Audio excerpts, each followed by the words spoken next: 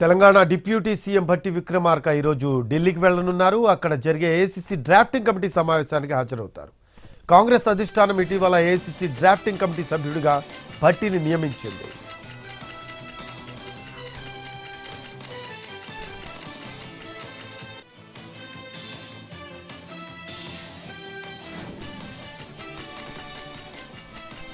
కాళేశ్వరంతోనే రాష్ట్రంలో పంటలు పండుతాయని మాట్లాడటం విడ్డూరంగా ఉంది అన్నారు సీఎం రేవంత్ రెడ్డి. 1,00,000 కోట్లతో కట్టిన కాళేశ్వరం ప్రాజెక్టు గుండు సున్నా అని, అది లేకున్నా రాష్ట్రంలో పంటలకు నీళ్లు ఇవ్వచ్చు అన్నారు ముఖ్యమంత్రి.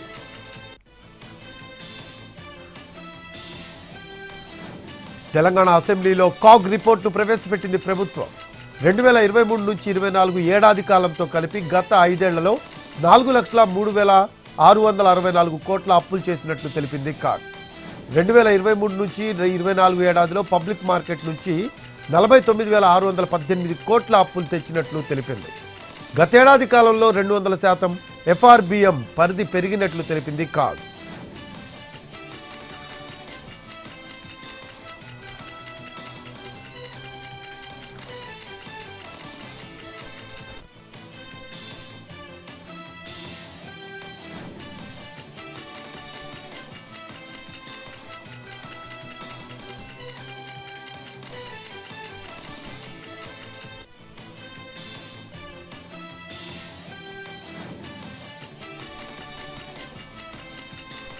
తెలంగాణ అసెంబ్లీలో అధికార విపక్షాల మధ్య మాటల యుద్ధం జరిగింది.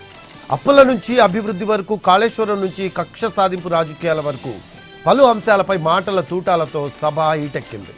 కక్ష సాధింపు రాజకీయాలతో కాంగ్రెస్ ప్రభుత్వమే నష్టపోతుంది అన్నారు కేటీఆర్. రివెంజ్ పాలిటిక్స్ వల్ల రాష్ట్రం ఆగమవుతుందన్నారు.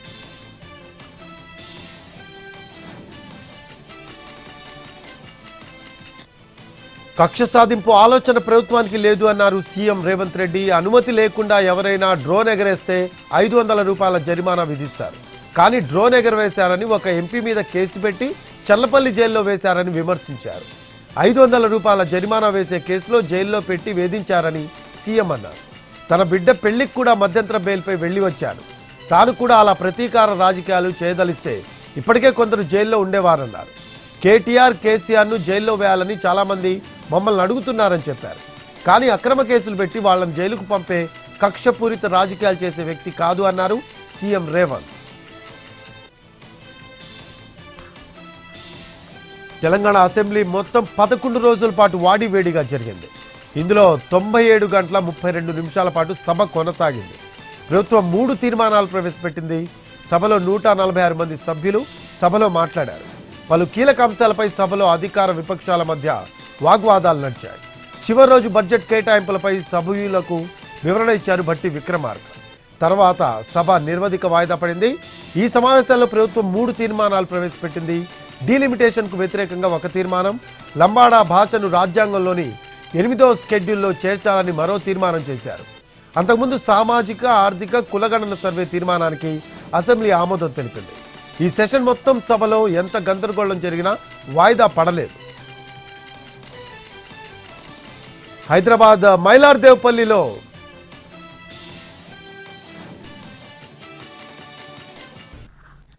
ఆంధ్రప్రదేశ్ ముఖ్యమంత్రి చంద్రబాబు పోలవరం ప్రాజెక్టును సందర్శించారు. ప్రాజెక్టు పనులు జరుగుతున్న తీరును ఇంజనీర్లను అడిగి తెలుసుకున్నారు. పోలవరం ప్రాజెక్టు సందర్శనలో భాగంగా నిర్వాసితులతో ఆయన ముఖాముఖి నిర్వహించారు. వారి సమస్యలను సీఎం అడిగి తెలుసుకున్నారు. ప్రజల నుంచి వినతులు స్వీకరించారు. 829 కోట్లు నేరుగా నిర్వాసితుల ఖాతాలో వేసిన ఘనత ఎన్డీఏ ప్రభుత్వానిది అని అన్నారు చంద్రబాబు.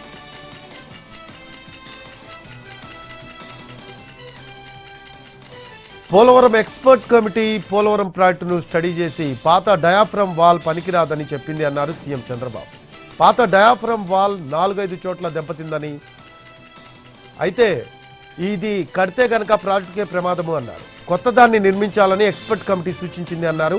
440 కోట్లతో పూర్తయిన డయాఫ్రమ్ వాల్ పనులను మళ్లీ మొదటి నుంచి ప్రారంభించాల్సిన పరిస్థితి ఏర్పడింది అన్నారు. సినిమా హాళ్లు, రెస్టారెంట్ల కోసం ప్రభుత్వ భూములను ప్రైవేట్ సంస్థకు ఎలా లీజుకిస్తారని ప్రశ్నించారు వైసీపీ నేత బొత్స. విశాఖ బీచ్ పక్కన ఉన్న విలువైన భూములను ఇవ్వటం ఎంతవరకు సమంజసమన్నారు. ఒక్కో ఎకరం 100 కోట్ల విలువ చేస్తుందని తెలిపారు బొత్స.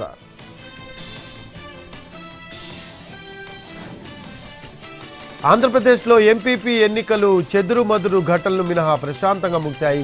వివిధ కారణాలతో ఖాళీ అయిన 28 ఎంపీపీలు 23 వైస్ ఎంపీపీ స్థానాలకు ఎన్నికలు జరిగాయి. ఉమ్మడి చిత్తూరు జిల్లాలో ఎంపీపీల ఎన్నిక ప్రశాంతంగా ముగిసింది. 3 ఎంపీపీలతో పాటు ఒక వైస్ ఎంపీపీ స్థానాన్ని వైసీపీ కైవసం చేసుకుంది.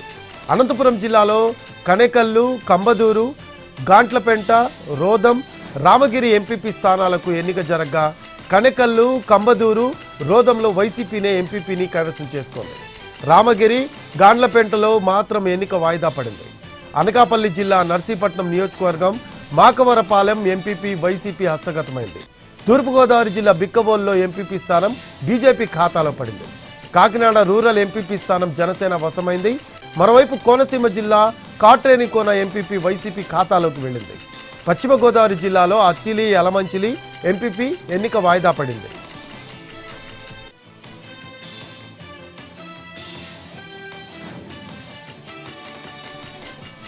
ఈ నెల 30న హుజూర్ నగర్లో తెల్ల రేషన్ కార్డుదారులకు సన్నబియ్యం అందించే కార్యక్రమం సీఎం రేవంత్ రెడ్డి ప్రారంభిస్తారు అన్నారు మంత్రి ఉత్తమ్ కుమార్ రెడ్డి. తెలంగాణ ప్రభుత్వం ప్రతిష్టాత్మకంగా అమలు చేయబోతున్న సన్నబియ్యం పంపిణీపై దేశంలోని అన్ని రాష్ట్రాలు ఆసక్తి కనబరుస్తున్నాయన్నారు. అర్హులకు రేషన్ కార్డులు అందజేస్తామని, కొత్త రేషన్ కార్డుదారులకు కూడా సన్నబియ్యం అందిస్తామని ఉత్తమ్ స్పష్టం చేశారు. ఎన్నికల ప్రచారంలో ఇచ్చిన అన్ని హామీలను అమలు చేస్తున్నామని మంత్రి ఉత్తమ్ కుమార్ రెడ్డి తెలిపారు.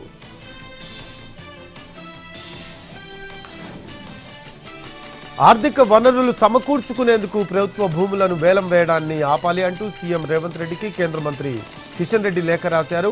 రంగారెడ్డి జిల్లా శేర్లింగంపల్లి మండలం కంచ గచ్చిబౌలి గ్రామంలోని 400 ఎకరాల ప్రభుత్వ భూమి వేలం ప్రక్రియను వెంటనే ఉపసంహరించుకోవాలని లేఖలో కోరారు కిషన్ రెడ్డి. గతంలో పీసీసీ అధ్యక్షుడిగా ఉన్న సమయంలో ప్రభుత్వ భూముల అమ్మకానికి వ్యతిరేకంగా మాట్లాడిన విషయాన్ని గుర్తు చేశారు కిషన్ రెడ్డి. ఆ భూములను ఆనుకొని జీవ వైవిధ్యానికి నెలవైన పక్షులు, వృక్షజాతులు, సరస్సులు ఉన్నాయని పలువురు ప్రముఖులు తెలిపారు అన్నారు కిషన్ రెడ్డి.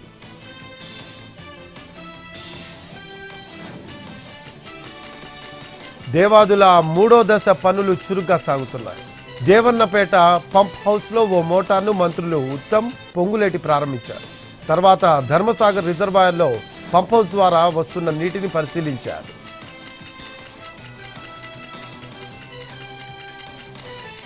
తెలంగాణలో పలు విభాగాల్లో ఇంకా పనిచేస్తున్న రిటైర్డ్ ఉద్యోగులను మున్సిపల్ శాఖ తొలగించింది.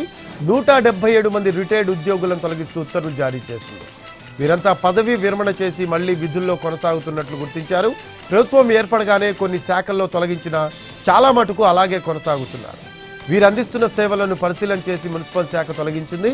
ఇందులో metro rail MD NVS Reddy, Hyderabad water works ED M Satyanarayana, YTDA vice chairman G Kishan Rao, YTDA chief engineer, HMDA chief engineer BLN Reddy, HMDA special grade deputy collector D భాస్కర్తో సహా పలువురు అధికారులు ఉన్నారు. వెంటనే ఉత్తర్వులు అమల్లోకి వస్తాయని రాష్ట్ర ప్రభుత్వ ప్రధాన కార్యదర్శి తెలిపారు.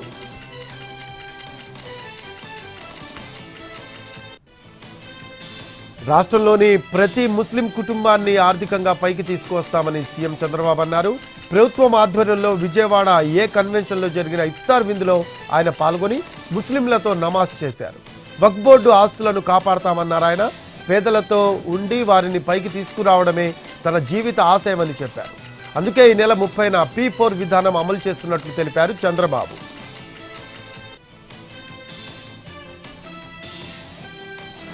విద్యుత్ లైన్ మార్పిడి కోసం బాధితుడి నుంచి లంచం తీసుకుంటున్న జీడిమెట్ల ట్రాన్స్కో ఏఈని ఏసీబీ అధికారులు రెడ్ హ్యాండెడ్గా పట్టుకున్నారు. హైదరాబాద్లోని జీడిమెట్ల డివిజన్లో ఏవోగా పనిచేస్తున్న ఎస్ సురేందర్ రెడ్డి తన ఆఫీసులో బాధితుడి నుంచి 30,000 రూపాయలను తీసుకుంటూ ఉండగా పట్టుబడ్డారు. తన ఇంటిపై నుంచి వెళ్తున్న 11 kV లైన్ కేబుళ్లను తొలగించాలని బాధితుడు ఏవోని సంప్రదించగా అందుకు లంచం డిమాండ్ చేశాడు.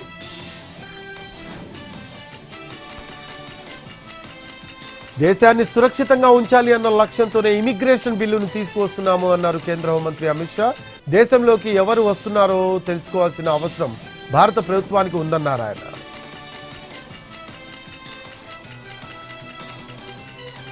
కేంద్ర ప్రభుత్వం బొగ్గు గనులపై మరో సాహసోపేతమైన నిర్ణయం తీసుకుందని తెలిపారు కేంద్ర మంత్రి కిషన్ రెడ్డి. ఢిల్లీలో 12వ కమర్షియల్ బొగ్గు గనుల వేలం ప్రారంభించిన కిషన్ రెడ్డి ఈ రంగంలో ఉద్యోగ అవకాశాలు పెరుగుతాయన్నారు. ఈ వేలంలో 25 బొగ్గు బ్లాక్లను అమ్మకానికి ఉంచింది. ఇది ఇంధన స్వావలంబన, పారిశ్రామిక వృద్ధి దిశగా దేశం నిబద్ధతను సూచిస్తుందన్నారు ఆయన. దేశ ఆర్థిక విద్యుదుత్పత్తిలో బొగ్గు కీలక భూమిక పోషిస్తుంది అన్నారు. భువనేశ్వర్లో కాంగ్రెస్ ఆందోళనలు ఉద్రిక్తతలకు దారితీశాయి. అసెంబ్లీ నుంచి 12 మంది ఎమ్మెల్యేల సస్పెన్షన్లకు నిరసనగా కాంగ్రెస్ చేపట్టిన ఆందోళన హింసాత్మకంగా మారింది. ప్లాన్ ప్రకారం పెద్ద సంఖ్యలో వచ్చిన కాంగ్రెస్ కార్యకర్తలు బ్యారికేడ్లను దాటేందుకు ప్రయత్నించారు. ఈ క్రమంలో పోలీసులు వారిని అడ్డుకున్నారు. దీంతో పరిస్థితి ఉద్రిక్తంగా మారింది. డీప్ ఫేక్ టెక్నాలజీ సెలబ్రిటీలకు ప్రమాదకరంగా మారింది అన్నారు సినీ నటి, బీజేపీ ఎంపీ హేమమాలిని. ఈ అంశాన్ని అంత తేలిగ్గా తీసుకోవద్దని చెప్పారామె. ఇది సెలబ్రిటీల ప్రతిష్టను దెబ్బతీయటమే కాకుండా వారి మానసిక ఆరోగ్యంపైన ప్రభావం చూపుతోందని ఆందోళన వ్యక్తం చేశారు.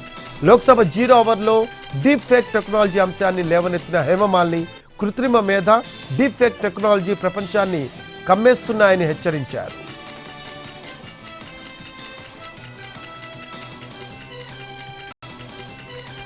ఏపీలో ఎండలు దంచి కొడుతున్నాయి. రాష్ట్రంలో 105 ప్రాంతాల్లో 40 డిగ్రీలకు పైగా ఉష్ణోగ్రతలు నమోదయ్యాయి.